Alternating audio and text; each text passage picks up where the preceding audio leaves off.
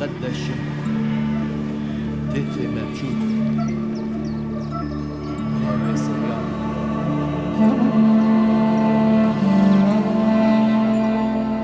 Comenzamos un nuevo programa de viaje en el tiempo. Tres magos,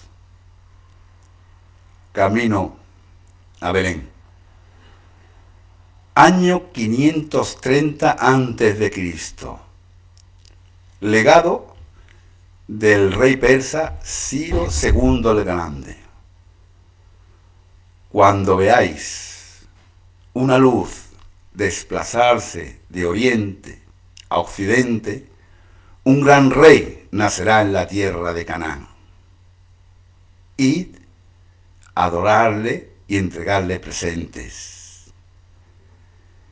Bien, en relación a los reyes magos, realmente no tenemos noticia.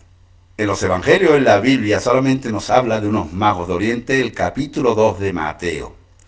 En ese capítulo nos narra que tres magos venían de Oriente siguiendo una estrella, llegaron a Jerusalén, en Jerusalén perdieron de vista la estrella, preguntaron dónde ha de nacer el rey de los judíos.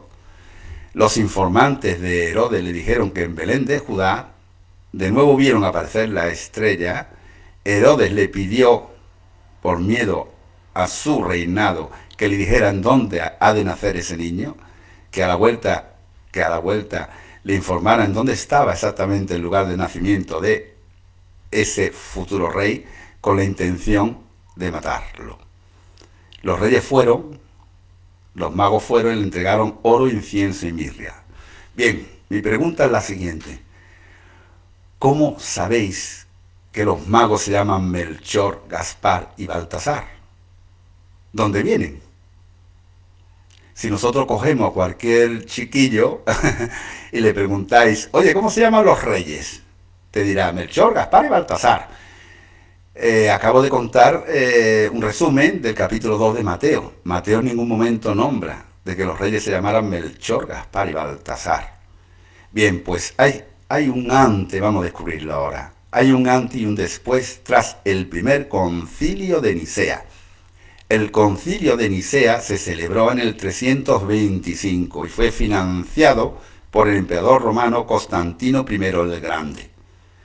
En ese concilio, entre otras muchas cosas, se autorizaron los 4 evangelios que conocemos, Mateo, Marcos, Lucas y Juan.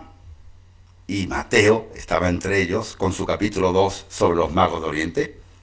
Pero antes del concilio de Nicea, los primeros cristianos celebraban lo que ellos le llamaban la partición del pan. Y cogían aleatoriamente varios documentos, entre ellos 2 que son clave, un manuscrito armenio y otro árabe. Y ahí hablaban de Melchor, Gaspar y Baltasar. Cuando esos manuscritos en el concilio de Nicea dijeron que se ocultaran, esas personas seguían hablando de Melchor, Gaspar y Baltasar hasta el día de hoy, en base a la tradición piadosa cristiana. ¿Quién eran Melchor, Gaspar y Baltasar? Realmente, la primera noticia que os doy, no eran reyes. Por eso Mateo habla de magos. No eran reyes. Eran 3 hermanos, hijos de un rey. Melcom es su nombre original, Melchor. Lo que pasa que a lo largo de los años, con los copistas, se transformó el nombre de Melcom en Melchor. Pues Melcom era hijo del rey de Persia. El imperio de Persia estaba por la zona de Irán, actualmente, si cogemos un mapa, de Irán e Irak. Melcom o Melchor significa su nombre rey de la luz, y era el mayor de todos. Gaspar, cuyo nombre significa administrador del tesoro, era hijo del rey de Arabia. Y Baltasar, que significa Dios protege al rey, su nombre, era hijo del rey de Etiopía, de ahí su color. Cuando vemos en las cabalgatas hoy en día que Baltasar es el negrito, el simpático, el que lleva más huerca de toda la cabalgata, muchas veces no sabemos el por qué, ¿no? El por qué bueno, iconográficamente se pinta incluso en los cuadros y en muchos sitios pues de negro, ¿no? Y en las mismas cabalgatas, pues porque era el hijo del rey de Etiopía. Bien, pero a vosotros no me extraña una cosa. Vamos a ver, 3 hermanos, ¿vale? Hijos de un mismo padre. Y estamos hablando de 3 reinos. Pues aquí tenemos que hablar de la poligamia, muy común en aquella época. El rey, que era el padre de Melchor, Gaspar y Baltasar, se casó pero con 3 mujeres distintas. Una mujer del reino de Persia, otra mujer del reino de Arabia y otra mujer del reino de Etiopía. Por lo tanto, eran hijos del mismo padre, pero de distinta madre. Bien, antes de empezar a analizar la famosa estrella de Belén, que es lo que vieron los magos, en primer lugar hay que señalar que la palabra magos no equivale a magia. Magos es una palabra etimológicamente, viene del persa, del idioma persa, y es magus, que significa astrónomos, sabios astrónomos. Nada tiene que ver con hacer magia. Dicho esto, ¿qué vieron en el cielo que a esos astrónomos les llamó tanto la atención para acudir a Belén? Como he comentado al principio, ellos tenían un legado, una carta, que venía, fijaros, ¿no?, del 530, que les mencionaba que cuando vieran una luz desplazarse de oriente a occidente, un gran rey nacería en la tierra de Canaán, que tenían que ir a adorarle. ¿Qué vieron en el cielo? Bueno, pues para determinarlo, vamos a hacerlo entre todos, ¿vale? Os pido un pequeño esfuerzo histórico. Para saber lo que vieron esos magos astrónomos de Persia, de Arabia y de Etiopía en el cielo, no tenemos más remedio que determinar cuándo nació Jesús de Nazaret. Ya lo vimos en otros programas. Jesús de Nazaret no nació en el año 0. Hubo un error de datación por parte del monje bizantino Dionisio el Exiguo en el 525, cuando le encargaron la datación el antes y después de Cristo, cometió dos errores.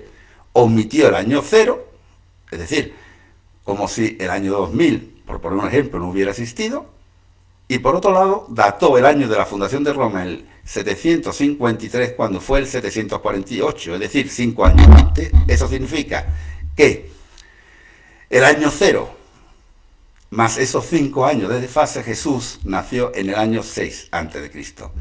También hay que determinar la fecha del año. Ya hablamos también en otro programa que Jesús no nació el 25 de diciembre. Es lógico pensar que en un invierno complicado y en una zona hostil como era Jerusalén, que hubiera pastores con su rebaño en invierno. Se situó o se colocó como fecha el nacimiento de Jesús el 25 de diciembre por parte de Constantino I el Grande, el emperador romano, porque como no estaba claro cuándo había nacido Jesús, la fecha más importante para Roma era el 25 de diciembre, es decir, el solsticio de invierno, el sol invictus, y desde entonces celebramos la Navidad el 25. Pero Jesús nació en el mes judío de Tisrei, es decir, septiembre, octubre. Por lo tanto, esto es fundamental para que determinemos qué vieron esos magos en el cielo. Jesús nació el 6 a.C., entre los meses septiembre y octubre. Bueno, pues los investigadores empiezan a analizar qué le llamó a aquellos astrónomos desde Persia la atención en el cielo. ¿Qué fue? Algunos investigadores hablaron de una supernova. La supernova es una estrella nueva, una estrella que se crea. Evidentemente, si la supernova es potente, por llamarlo de un modo, pues es algo que en el cielo a ellos le iban a impactar. Pero, al igual que sabemos cómo va a ser el movimiento de los planetas cómo va a estar el cielo, digamos, la astronomía dentro de 500 años o dentro de 200, también sabemos lo que ocurrió en el 6 a.C. En el 6 a.C. en ningún momento hubo una supernova. Por lo tanto, lo descartamos. Otros investigadores, incluso pintores, han dibujado en sus cuadros un cometa, el llamado cometa Halley. El cometa Halley nos visita cada 76 años, pasa cerca de la Tierra, exactamente entre los periodos de 74 a 79 años. Astronómicamente hemos analizado cuándo pasó el cometa Halley, a ver si se aproximaba, y eso fue lo que le llamó la atención a los magos, y el cometa Halley lo más cercano que pasó fue en el 12 a.C., es decir, 6 años antes del nacimiento de Jesús, lo cual hay que descartarlo. Entonces, ¿qué vieron en el cielo? Para que 3, en este caso paganos, extranjeros, se desplazaran a Belén. Pues en el año 6 a.C., vaya a cogerle mucho cariño al planeta que ahora mismo os voy a mencionar. Lo que vieron en el cielo fue el planeta más grande del sistema solar, llamado Júpiter, en la constelación de Aries.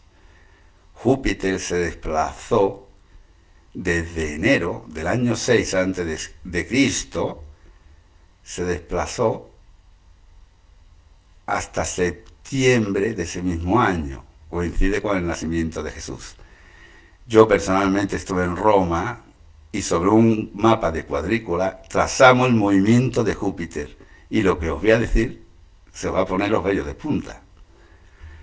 Cuando estoy con un científico, algunos científicos de la NASA, analizando en Roma el movimiento del planeta Júpiter, trazamos en un mapa en cuadrícula. Júpiter empieza a ser visible en la zona de Irán, antigua Persia. Hace un arco. ¿Y sabe en dónde se pierde, en qué parte justamente se pierde del horizonte? En Belén. ¿Sabe qué tiempo tardó ese recorrido? 8 meses. Se aparece en enero y desaparece en septiembre, coincide del año 6 con el nacimiento de Jesús. Lo que vieron esos astrónomos fue Júpiter en la constelación de Aries. Ahora nos vamos a ir de viaje con los magos. Como podéis comprender, los magos no viajaron solos. ¿Os imagináis 3 hombres solitarios por el desierto de Irán, siguiendo por la noche el movimiento de Júpiter con oro, incienso y mirra? Una locura. Yo creo que al 1,5 kilómetros lo hubieran asaltado y lo hubieran robado. Está claro. En toda la época siempre ha habido ladrones, pero en aquella época era muy común también. Pues no viajaron solos. El Padre les proporcionó 4.000 hombres para Melchor, Melkon, 4.000 hombres para Gaspar y otros 4.000 hombres para Baltasar. La travesía la hicieron Melkon o Melchor, Gaspar y Baltasar, acompañados de un total de 12.000 hombres. Imaginaros ahora por qué se alarmó Herodes cuando llegaron a Jerusalén. Bien, pues ellos partieron del desierto de Irán, antigua Persia, pasaron por Irak, vamos a coger el mapa actual, ¿no?, para seguir, ¿no?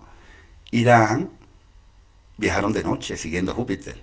Irán, Irak, sur de Siria, Jordania, y llegaron a Jerusalén. Y nos cuenta Mateo que perdieron de vista la luz, la estrella, que realmente era una luz en el cielo. ¿Por qué? Porque también lo sabemos astronómicamente, hubo un momento en donde Júpiter se ocultó detrás de la luna, por eso no lo vieron. Cuando perdieron la estela esa noche de Júpiter, acamparon a las afueras de Jerusalén. Evidentemente, como podéis comprender, imaginaros Herodes, ¿no? Se alarmó. Si Jerusalén en aquella época tenía 10.000 habitantes, que aparezcan 12.000 extranjeros, lo primero que pensó Herodes es que lo iban a invadir, está claro. Mandó unos emisarios, incluso pidió ayuda a Roma, a ver que esta gente que hacen aquí, con qué intención venían, y los emisarios se entrevistaron. Bueno, pues a la cabeza iban los 3 magos, pero el que siempre hablaba era Gaspar. Melkon era el mayor, le cedía el paso a Gaspar porque Gaspar iba, además Baltasar era el más joven, pero Gaspar era el más ecuánime, más serio, por llamarlo de un modo, el que controlaba la administración del grupo y demás, ¿no?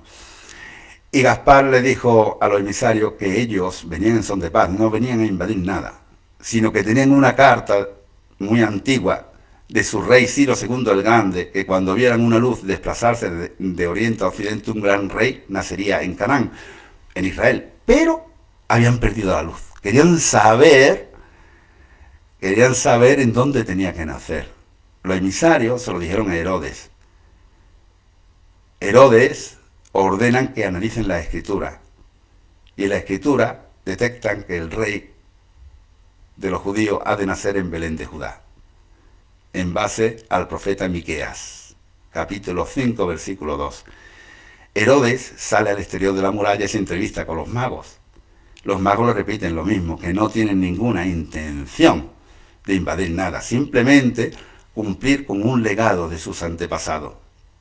Y tenían que visitar a un rey. Herodes les dijo, bueno, haced una cosa, si ha de nacer en Belén, cuando descubráis en qué lugar está ese niño, a la vuelta me lo decís y yo mismo iré a adorarle. Y como prueba de mi buena fe, entregarle esta diadema. Le entregó una diadema de oro a Melchor. Claro, Herodes pensó, lógicamente, si este séquito, con tantos extranjeros, van a rendir homenaje a un futuro rey, mi reinado corre peligro. Solución, matar al niño. Bueno, pues los magos en esos momentos ven de nuevo a Júpiter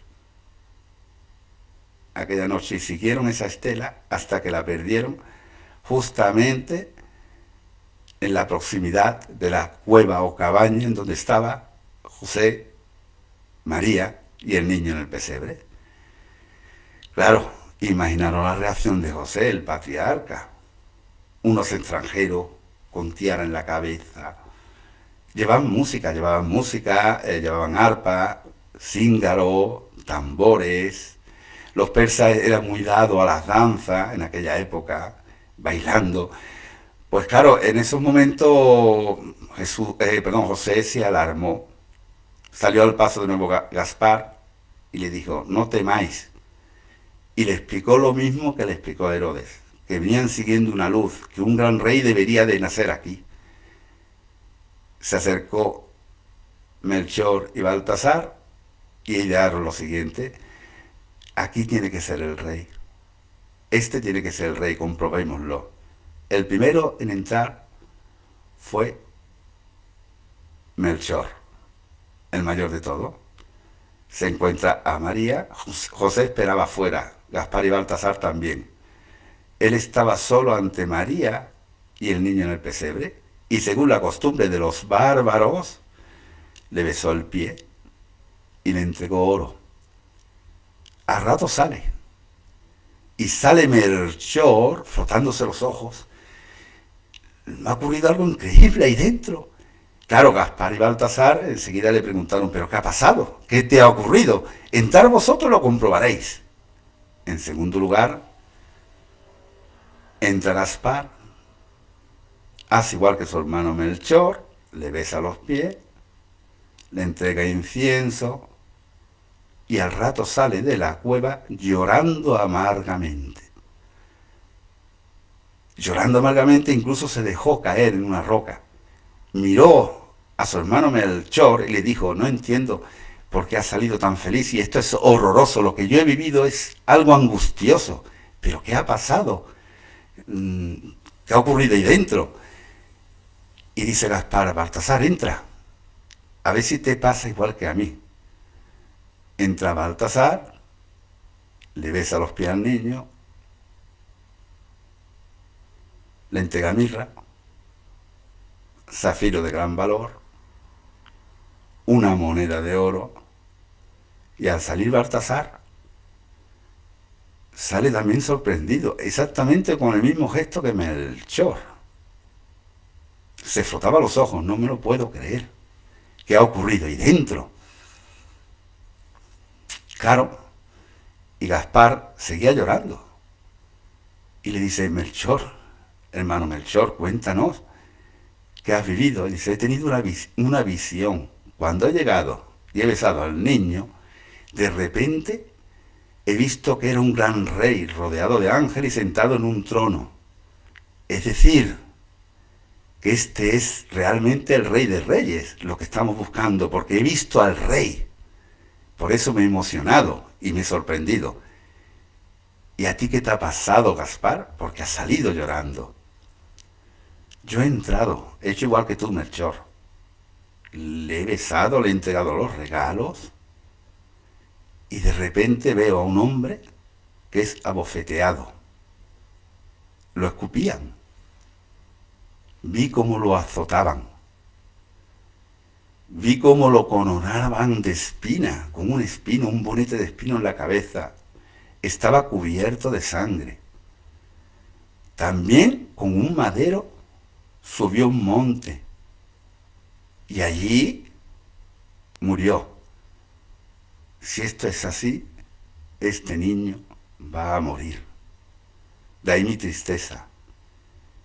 Y tú, Baltasar, ¿qué es lo que has visto ahí dentro? Pues yo he hecho igual que vosotros, besarlo, y de buena primera he tenido igual una visión. Vi unas mujeres corriendo cerca de un sepulcro y daban grandes voces. ¡Has resucitado! Tal y como lo había anunciado, al tercer día resucitaría. No está en el sepulcro. Todo era júbilo. Incluso lo vi en una pequeña montañita elevarse al cielo. Melchor, la visión de Melchor, era que ese niño es el Rey de Reyes. La visión de Gaspar fue la pasión de Cristo. Y la visión de Baltasar, la resurrección de Cristo. Al día siguiente se quedaron en la noche en Belén, a las afueras, montando un júbilo. Bueno, eran el foco de atención. Quizá por eso Mateo y los que le contaron la historia a Mateo lo pusieron como algo importante, ¿no? Porque eran paganos, no tiene nada que ver con la historia de Jesús, pero imaginaros 12.000 personas en las inmediaciones de Belén, un sitio pequeñito, cerca de una cueva. Evidentemente las noticias llegaron a toda Judea. Bueno, pues se quedaron un día. Se quedaron el segundo día, volvieron a entrar y tuvieron la misma visión que el primer día. Se quedaron incluso hasta un tercer día. Ya decidieron marcharse, tenían que volver. Pero antes de volver le dice Melchor el mayor, José al padre, has tenido la gran suerte que tu nombre quedará por los siglos de los siglos, porque eres el padre terrenal del Rey de Reyes. Y mirando a María, le dice, bienaventurada, tú eres porque serás bendita entre todas las mujeres por los siglos de los siglos. Estos extranjeros, en vez de coger por el mismo camino de ida, intuyendo que Herodes no tenía buenas intenciones, decidieron salir de Belén y en vez de pasar por Jerusalén, directamente a Jordania, de Jordania a Irak, de Irak a Irán. Pero hay un detalle. Antes de que ellos se marcharan por esa ruta, María les regaló un pañal del niño Jesús, lo que ahí tenía. Ellos cuidaron ese pañal como, y perdón la redundancia, pero como oro en paño. Llegaron a Irán. Ellos, los magos persas, eran adoradores del sol y del fuego. Encendieron una gran hoguera. Depositaron el pañal al dios del fuego. Cuando se extinguió el fuego, el pañal estaba intacto. Desde entonces lo conservaron hasta el final de sus días.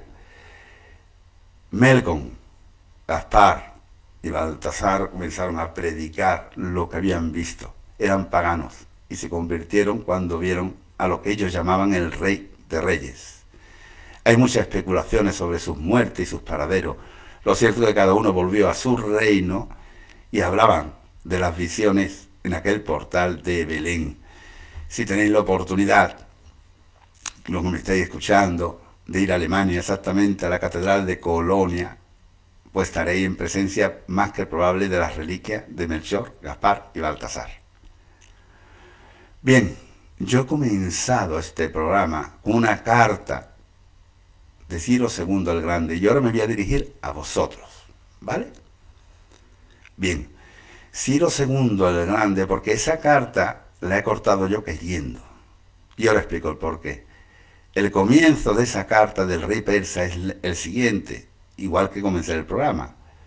Cuando veáis una luz desplazarse de oriente a occidente, un gran rey nacerá en la tierra de Canaán, Israel. ¿Vale? Canaán es como se llamaba. Y adorarle y entregarle presente. Y ahora me dirijo a vosotros. A partir de ese momento, todos los niños en honor al recién nacido han de recibir presentes por los siglos de los siglos. Con esto os quiero decir que vosotros sois los que tenéis que cumplir la promesa que en su día escribió en el 530 antes del nacimiento de Jesús Ciro II el Grande. Igual que cumplieron esa promesa Melchor, Gaspar y Baltasar, vosotros tenéis que cumplir y que ningún niño se queden sin presentes, porque los Reyes Magos existieron, existen y existirán y están en vuestro corazón. Muchas gracias. Y ahora me ha emocionado este final, vaya. Perdón.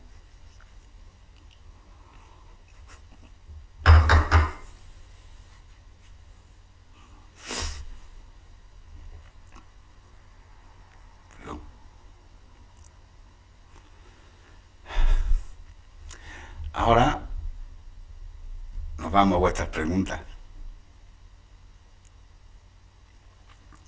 Vaya por Dios. Las cosas del directo. ¿Es cierto que cada rey venía de un continente diferente guiados por una estrella? Sí, bueno, vamos a ver, los estudios que tenemos de astronomía, no fue una estrella, fue el planeta Júpiter. Tened en cuenta una cosa, hoy en día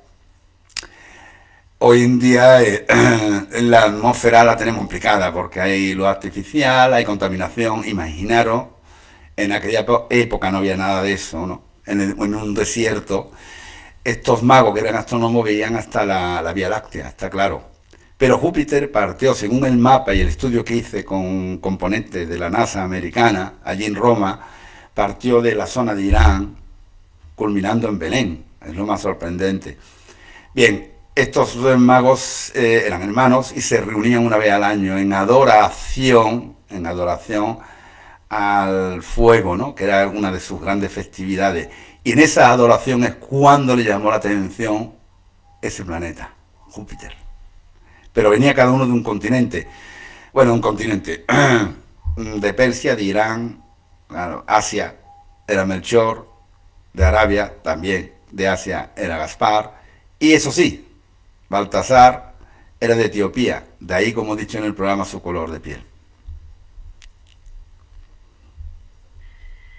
Como dice la Biblia, los Reyes Magos eran sabios, hombres de ciencia y poseían conocimientos de las Escrituras.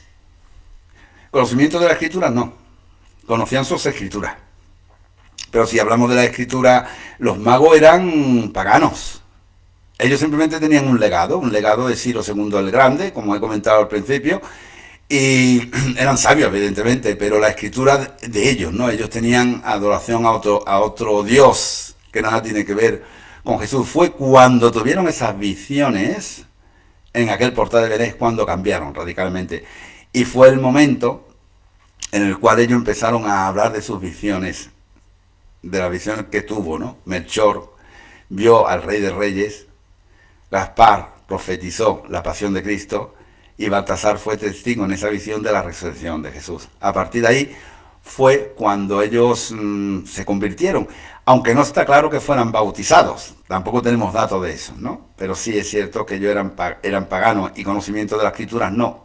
De hecho, le preguntaron a los emisarios de Herodes, oye, en dónde tiene que nacer, según vuestras escrituras, vuestro rey, el rey de los judíos, por Jesús? Y indagaron sobre el profeta Miqueas. Si os vais a Miqueas del Antiguo Testamento, capítulo 5, versículo 2, ahí pues podéis comprobar el lugar donde había de nacer Jesús.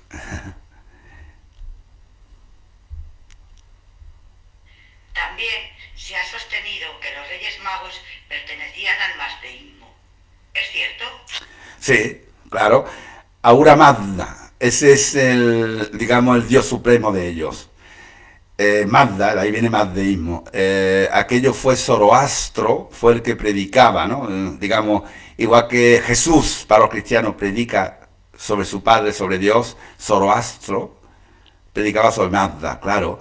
Él lo ha comentado anteriormente, ellos eran paganos. De hecho, lo que a mí me llamó la atención cuando empecé la investigación en general es que, por ejemplo, en uno de los evangelios que conocemos, en Mateo, de buena primera, en el capítulo 2 hablara de unos magos y desapareciera la historia de estas personas. Era una cosa sorprendente que ocurre. Aparte que no tienen ningún vínculo los magos con el origen de nada. Eran personas que venían siguiendo una estrella. O sea que no tiene ningún sentido, en este caso narrativo bíblico. Y sin embargo, claro, investigando existen manuscritos que hablan de ellos. Mateo lo que hizo es un pequeño resumen de manuscritos armenios y árabes. Lo que yo acabo de explicar, o la exposición que os acabo de narrar, es un resumen destacando lo más esencial de esos manuscritos. ¿El nombre real era Melchor o Melcón? Melcom. El nombre era Melcom, inicialmente.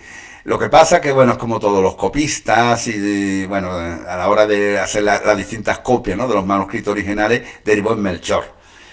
Es la misma persona, pero su nombre era Melcom. Gaspar sí, coincide, y Baltasar. Pero su nombre era Melcom. Así es. ¿Por qué coincidieron los tres magos en Persia?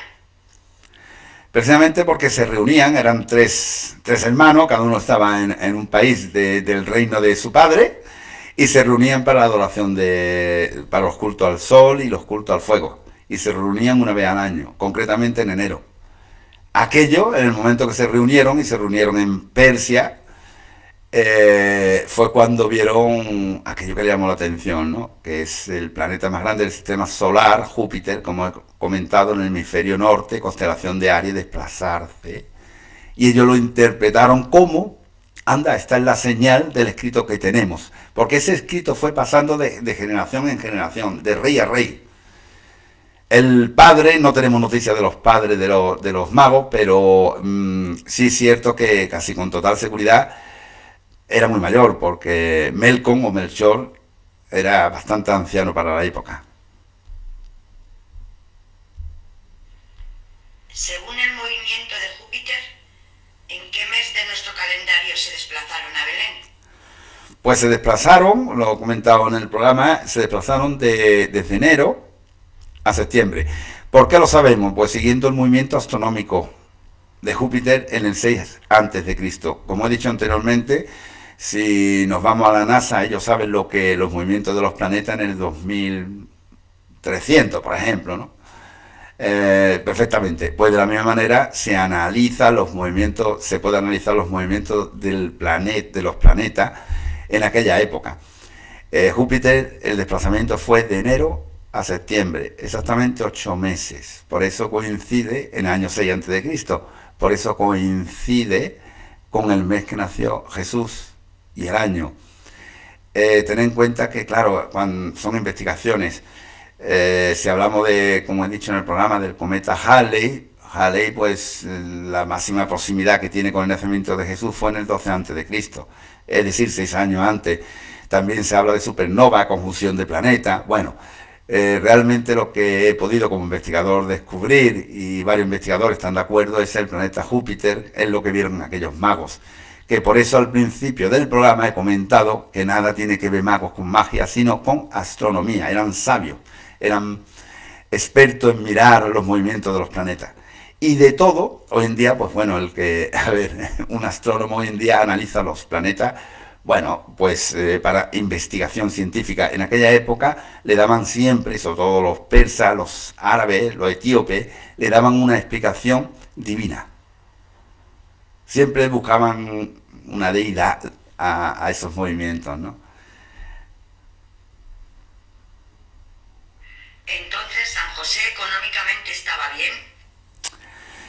San José nunca estuvo mal, a pesar de los regalos, nunca estuvo mal, porque en el programa de José de Nazaret ya vimos que también hay un error en las copias posteriores. Vamos a ver, aparece como tecon, una palabra griega, se dedicaba a la construcción. Dentro de la construcción está la carpintería, está claro, pero tenía una empresa constructora. De hecho, José construyó los astilleros de Juan Zebedeo, el padre de los futuros discípulos de Jesús, Juan y Santiago. Entonces estaba bien económicamente. Cuando huyeron a Egipto, además estuvieron 5 años en Egipto, había que tener recursos para estar allí. Incluso José contrató a algunas doncellas para que ayudaran a María. Tenían recursos, pero aparte también obtuvieron parte de una financiación de los magos. Oro, incienso, mirra, más varios regalos más, como zafiro de gran valor, monedas de oro, hubo más regalos. No solo lo que aparece en los manuscritos, en Mateo, ¿no? Sino hubo más. ¿Qué tiempo tenía Jesús cuando llegaron los reyes? Pues Jesús prácticamente casi había sido circuncidado, pues días, no creo que ni un mes, porque además, si nació entre los meses de septiembre y octubre, pues los magos llegaron en septiembre y ya estaba en el pesebre, prácticamente casi recién nacido. Otra cosa es la cronología litúrgica que tengamos en la actualidad. Se celebra la Navidad el 25 de diciembre y se celebra el Día de Reyes el 6. Pero eso ya es diferente. Bueno, pues es diferente porque ya digo, una cosa es la tradición y otra cosa es la historia. Yo soy historiador. Pero sí os invito a que mantengamos la tradición, porque la tradición nos da vida, está claro. Bueno, pues acabamos, me dicen desde producción que hemos finalizado. He disfrutado mucho. Y nunca olvidéis que esos magos, porque en aquella época eran pocos los que escribían, lo cual nadie iba a perder el tiempo en escribir manuscrito hablando de estos personajes. Por lo tanto, tened en cuenta que sí existieron en la realidad, porque además hay varios manuscritos escritos en distintas épocas que mencionan lo mismo, y que fueron personajes que hoy en día son muy queridos, y que sigamos queriéndolos, porque están aquí. Ah, y no olvidar una cosa muy importante. Tenéis una promesa con Ciro II el Grande, que ningún niño se quede sin regalo. Muchas gracias y hasta pronto. نتغدى الشوف.